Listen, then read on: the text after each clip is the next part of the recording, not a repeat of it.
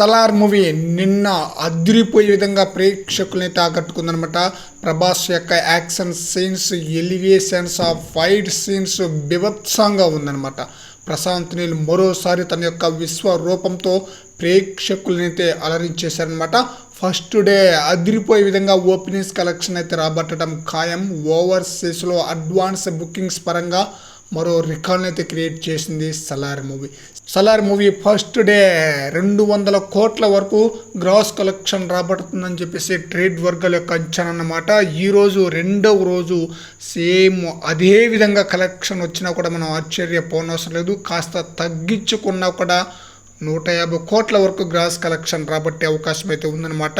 రెండో రోజుకు గాను టోటల్గా ఫస్ట్ సెకండ్ ఈ 2 రోజులు కలుపుకొని 350 కోట్ల వరకు గ్రాస్ కలెక్షన్ రాబట్టే ఛాన్స్ ఉన్నట్లు ట్రేడ్ పండితుల యొక్క అభిప్రాయం. ఫ్రెండ్స్, అస్సలు సలార్ మూవీ బాహుబలి 2 తర్వాత ఆ రేంజ్ సినిమా అన్నమాట.